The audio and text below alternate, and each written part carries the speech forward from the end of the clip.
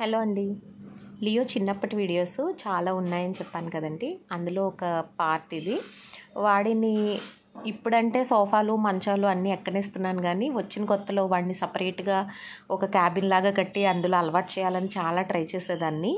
Present అసలు first వాడికి అలవాటు చేయాలి కాబట్టి ఒక కార్డ్బోర్డ్ తీసుకొని వాడికి ఇలా సెటప్ అయితే చేశానండి.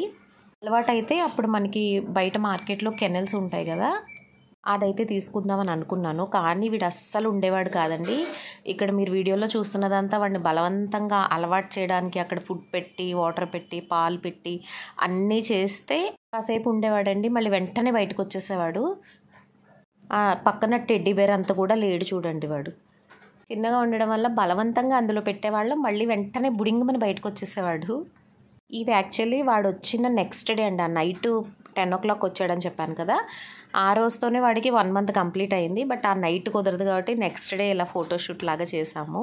చాలామంది వీడికి ఫోటోషూట్ ఏంటి అది ఇది అని అన్నారు లాస్ట్ టైం బర్త్డే అప్పుడు కూడా. ఒకటండి, సరదాలు కొన్ని ఉండిపోతాయి. అవి మన పిల్లలకి తీర్చుకోలేకపోయినా తర్వాత ఏదో ఒక అవకాశం వస్తుంది, అప్పుడైనా తీర్చుకోవాలని చూస్తాం కదా.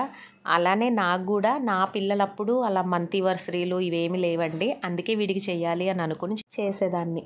ఇక్కడ ఉన్న ఈమోజీ ఆ నాలుక పీకేసాడండి వీడు. ఆడి ఆడి ఆ నాలుక పీకేసాడు. పిల్లో అయితే ఉంది కానీ దానికి పాపం నాలుక లేదు.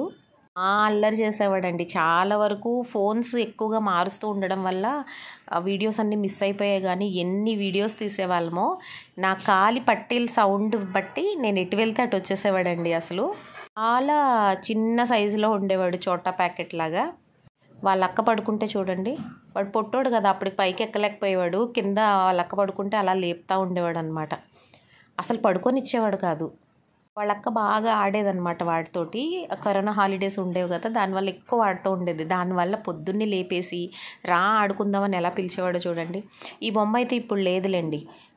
మామూలుగా ఇలా కుక్క పిల్లల్ని వాళ్ళ మమ్మీ నుంచి తీసుకొచ్చినప్పుడు బొమ్మలు లాంటివి ఇస్తే అవి వాళ్ళ మమ్మీ అని అనుకుంటాయి.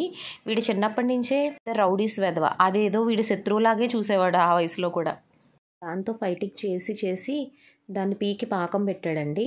రెడ్ కలర్ టెడ్డీ బేర్ బొమ్మ చూశారు కదా, అది, ఇంకో చిన్న బొమ్మ, ఈ 3 బొమ్మలతో ఎక్కువగా ఆడుకుంటూ ఉండేవాడు. పెద్దోడు అయిపోయాడు కదా, పెద్దగా బొమ్మలతో ఆడట్లేదు, బయట తిరగడానికి ఇష్టపడుతున్నాడు.